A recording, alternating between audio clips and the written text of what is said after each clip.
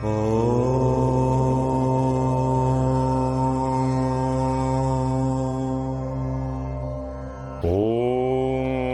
उग्रवीरम्मा विष्णु ज्वलंतम सर्वतोमुखम नरसिंहम भीष्णम भद्रम मृत्युम नमाम्यम। हम अपने परमात्मा को, अपनी अंतरात्मा को और उस जीव आत्मा को नमस्कार करते हैं जो हमारा संचालन कर रही है, पालन और पोषण कर रही है। हे परमपिता परमेश्वर, सबको सद्बुद्धि प्रदान करें, सबका कल्याण करें, सबका मंगल करें। इन्हीं भावनाओं के साथ आज की 20वीं 21वीं कड़ी का जो है शुभारंभ हो रहा है। आप सबको सादर नमस्कार, प्रणाम और नमस्ते। मेरे मित्रों, पिछली जितनी भी कड़ियाँ हमने बनाई हैं और आपको दिखाई हैं, आपने जो उत्साह दिया है, प्रोत्साहन किया है हमें, उसके लिए कोटि कोटि धन्यवाद। अब जो विषय हैं आपके मध्य नजर रखते हुए जो विषय आपको दिखाने जा रहे हैं, उन विषयों पे विशेषकर ध्यान दें, कारण कि वही विषय आपके भविष्य में काम आने वाले हैं। अतः मेरे मित्रों, आज का सबसे बड़ा विषय है श्रद्धा और विश्वास, धर्म और कर्म तथा अनिष्ट ग्रहों की शांति कैसे हो सकती है। मेरे मित्रों, श्रद्धा और विश्वास दो चीजें हैं। सर्वप्रथम ये समझे श्रद्धा क्या है, विश्वास क्या है। श्रद्धा सुदामा है और विश्वास जो है हनुमान जी। अटल विश्वास मेरे राम ही सर्वोपरि है। अटल विश्वास श्रद्धा मेरे कृष्ण मेरा कल्याण करेंगे। ऐसे भाव करते हुए आप जब अपना कार्य आरंभ करेंगे तो मुझे विश्वास है कि उस कार्य में जो है किसी भी प्रकार का विघ्न जो है प्रवेश कर ही नहीं सकता है। ये हमारा दावा है। उसके बाद धर्म पहले है या कर्म पहले है। जय सीताराम। धर्म पहले है या कर्म पहले है, ये ख्याल रखें कि कर्म से धर्म की उत्पत्ति होती है, धर्म से कर्म की नहीं होती। पहले कर्म आपको करना पड़ेगा, तब धर्म की उत्पत्ति होती है। अब इन विषयों के साथ एक जो बहुत बड़ा विषय है, उस विषय को ध्यान से देखें कि हमें किसी भी कार्य को करने में गंध, अक्षत, धूप, दीप, नैवेद्य, इन 5 वस्तुओं की जरूरत क्यों पड़ती है। और हमारी पिछली बार हमारी जो चर्चा चली थी कि कौन से देवता की कौन सी माला हो, कौन सी दिशा हो, कौन सा आसन हो और कौन से उसका वस्त्र हो, इनको क्यों जरूरी है, इनसे क्या लाभ है। तो ध्यान से सुनिए। हमने श्रद्धा और भक्ति को आपको बताया। श्रद्धा के बगैर विश्वास नहीं है, विश्वास के बगैर भक्ति नहीं है, भक्ति के बिना शक्ति नहीं है, शक्ति के बिना साध्यता यानी सिद्धि नहीं हो सकती है। अब आप धर्म और कर्म बता दिया। कर्म जरूरी है, कर्म करते रहिए, धर्म की उत्पत्ति अपने आप हो जाएगी। तदुपरांत गंध, अक्षत, धूप, दीप, नैवेद्य, इसको पुनः दोहरा रहा हूं। गंध, अक्षत, धूप, दीप, ये सभी कार्यों में, सभी पूजन में बहुत आवश्यक है। षोडश संस्कार जो हमारे हैं हिंदू परंपरा में, सनातन परंपरा में, इन सब में इन वस्तुओं की विशेष महत्व है। यानी सर्वप्रथम आप जहाँ पर बैठते हैं, सपोज आप सूर्य की जो है पूजन कर रहे हैं या माँ भक्ति लक्ष्मी का कर रहे हैं, तो उसमें ख्याल रखें कि आपका लाल जो है आसन होना चाहिए, आपकी माणिक्य की माला होनी चाहिए या आपकी कमलगट्ठा की माला हो, उसके बाद आपका लाल वस्त्र हो, आपका तिलक भी लाल हो। ऐसी भावना करते हुए और उत्तर दिशा का जो है कोना कोई नियुक्त कर ले जिसमें बैठने के लिए एकांत आपको मिल सके। तदोपरांत तत्पश्चात आपने उन ग्रहों जो आजकल एक चीज नोट कर लो, आजकल उन ग्रहों की बहुत बड़ी दिक्कत है जिन ग्रहों को आप इधर उधर देख के मनमर्जी ढंग से पूजन कर रहे हैं। आप ख्याल रखें, सूर्य का दान देना हो तो कैसे देना है। अब सूर्य का दान, सपोज आपकी सूर्य की महादशा में या अंतरदशा में सूर्य क्या कर रहा है, तो उसके दान अगर और नई अंतरदशा महादशा भी हो तो आपको क्या उसका दान कैसे देना चाहिए। सूर्य के दान के लिए जितना आपका भोजन है उसका कम से कम चौथा हिस्सा, सपोज आप कनक देना चाहते हैं, गेहूं दे रहे हैं आप, तो गेहूं अगर आपका जो भोजन है 100 किलोग्राम है तो 25 किलोग्राम जो है आप गेहूं निकालिए और 3 बार ओम आदित्याय विद्महे शस्त्रनाय धीमहि सूर्य प्रचोदयात् घृणी सूर्याय नमो नमः, उस गेहूं के अपने सामने रखते हुए, आसन पे रखते हुए सर में नहीं घुमाना, आसन पर रखते हुए इन चीजों को देखिए आप।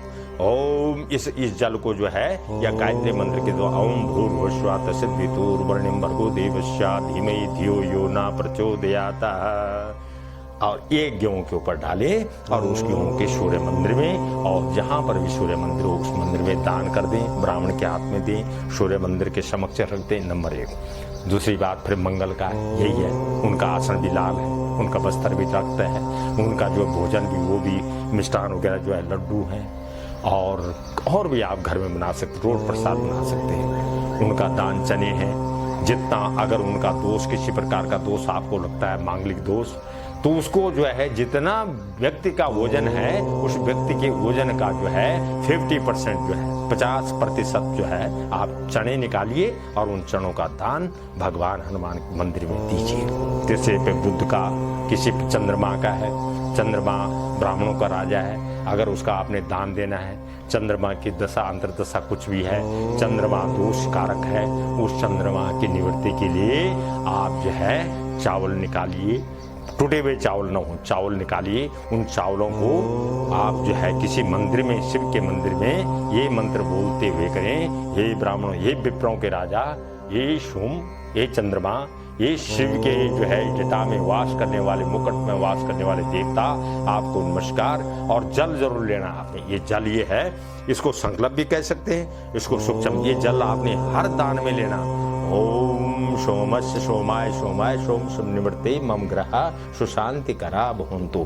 तीसरे पे बुद्ध है, हरा उसका जो है मूंग की दाल है, मूंग की दाल बुद्ध का, अगर आपको लगता है कि बुद्ध का दोष है, बुद्ध कहीं पर जो है हमारे लिए कुछ कार्य जो है सिद्ध कारक नहीं कर रहा है, तो उसके लिए आप जो है 25% जो है दाल, मूंग की साबुत दाल लीजिए और हरे बस्तर में रख के किसी मंदिर, माँ भगवती दुर्गा माता मंदिर में या गणेश जी के मंदिर में ये समर्पित करते हुए करें। ओम एकदंताय विद्महे वक्रतुंडाय धीमहि दन्ती प्रचोदयात्। ओम नमः विघ्न विनाशक गणपतेहि नमो नमः। या ओम महादेवी च विद्महे सर्वशक्ति च धीमहि तन्नोशक्ति प्रचोदयात्।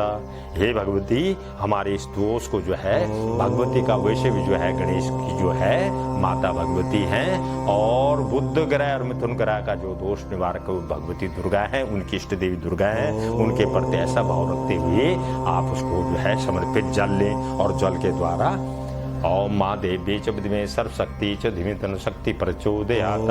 हे परमपिता परमेश्वर माँ भगवती जगतजननी, हमारे कष्ट का निवारण कीजिए और हमें सुख शांति प्रदान कीजिए, ऐसा भाव करते हुए तो आपका ये ग्रह जो है शांत हो सकता है। बृहस्पति के लिए, बृहस्पति जो है देवताओं का राजा भी है और ब्राह्मण भी है, उसके प्रति चने की दाल को और पीले बस्तर में चने की दाल, फूल वगैरह रखे हुए किसी बृहस्पति मंदिर में, किसी ब्रह्म मंदिर में जो जाइए और वहाँ इस मंत्र के द्वारा आप जो है उस दान को दीजिए। चने की दाल 100 किलोग्राम में, ख्याल रखना इसके 4 हिस्से होते हैं, 1 भाग, 2 भाग और 3 भाग, चौथा भाग में जो है 100 किलो का 25 किलोग्राम बनता है। ये भाव करते हुए इस मंत्र के द्वारा, गायत्री मंत्र है ये सब, ओम वेदात्मने विद्महे ब्रह्म स्वरूपात् धीमहि तन्नो ब्रह्म प्रचोदयात्। ये परमेश्वर आप ब्रह्म स्वरूप है, आप ब्रह्मा का स्वरूप है, इस दान और दक्षिणा को आप जो है सहज स्वीकार कर लीजिए। और उसमें एक चीज और है, इनमें सिर्फ ये नहीं है कि आपने चने दे दिए, उसमें कुछ दान रखिए, कुछ दक्षिणा रखिए, और कुछ उसमें वस्त्र रखिए, फूल भी रखिए, कुछ फल भी रखिए, और 5-4 चीजें रखते हुए ऐसा भाव करें। शुक्र का दान, शुक्र के लिए, शुक्र मैंने पहले बताया था, अष्टम भाव में शुक्र जब जो है, शुक्र और मंगल होते हैं तो ये आदमी के लिए घातक होते हैं, इनका दोष घातक होता है। उनकी दोष निवृत्ति के लिए चीनी का दान देना चाहिए, और चीनी देते हुए श्वेत वस्त्र में चीनी रखें, और उस चीनी को ओम भार्गवे विद्महे भृगुपुत्राय धीमहि तन्नो शुक्र प्रचोदयात्। हे शुक्र दैत्यों के गुरु, आपको नमस्कार। हम जो दान दे रहे हैं इस दान को आप सहज स्वीकार कीजिए, तथा हमारी जो राशि में आपका दोष है उसकी निवृत्ति के लिए मैं दान दे रहा हूँ, उसको दूर कीजिए और सहज स्वीकार कीजिए, ऐसा भाव करते हुए। तदुपरांत तत्पश्चात शनि का है, राहु का और केतु का है, इन तीनों में नीला, मटमैला और आसमानी या काला, आसमानी और नीला, ये इनके वस्त्र हैं। और इनका दान तेल, सरसों का तेल है, माह की दाल है, चाय की पत्तियां हैं। और विशेष किसी परिस्थिति में अगर आप बहुत ज़्यादा घनघोर संकट में, राहु का आपका दोष है, राहु का दोष आप पर है, तो उसके निवृत्ति के लिए आप जो है, हमने पहले भी जिक्र किया था, तावा, चिमटा, लोहे की सीख आदि का दान कर सकते हैं। लेकिन माह की दाल सर्वप्रथम है। माह की दाल उतने ही जितना जिसकी साढ़े साथी हो, ढैया हो, अन्य कोई दशा हो, अंतर्दशा हो, महादशा हो, उसकी निवृत्ति के लिए आप जो मैं पहले क्रम से बता के आ रहा हूँ आपको कि कम से कम 25% भाग निकालिए।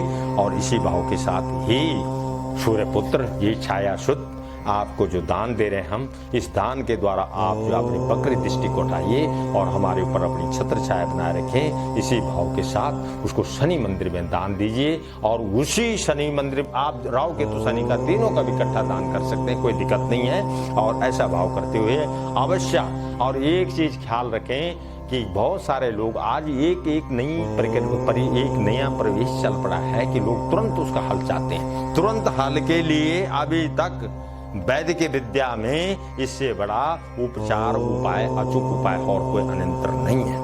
ठीक, तदुपरांत आप क्या करें कि इनका संबंध जो है और किसके से, ग्रहों का, वृक्षों से है। पीपल का वृक्ष है, बड़ का वृक्ष है, जामुन का वृक्ष है, आग का वृक्ष है, ढाक का वृक्ष है, बेर का वृक्ष है, ऐसे वृक्ष भी हैं। लेकिन हम ज्यादा उसमें नहीं पड़ेंगे। लेकिन मेरा विश्वास है कि इन उपायों के द्वारा आपका जो कार्य है, मात्र 40 दिन के अंदर आप संकल्प जरूर लीजिए। आप संकल्प भी जरूर लीजिए, इसी कार्य में संकल्प भी जरूर लीजिए कि मैं इस कार्य को करने जा रहा हूँ, उसको मैं आगे बताऊंगा। मैं इस कार्य को करने जा रहा हूँ, इस कार्य में मुझे जो है सिद्धि प्रदान कीजिए, मेरा कार्य सिद्ध कीजिए। ऐसे भावों के साथ आज का जो प्रश्न है मैं यहीं पर समापन करने जा रहा हूँ। पुनः सादर नमस्कार।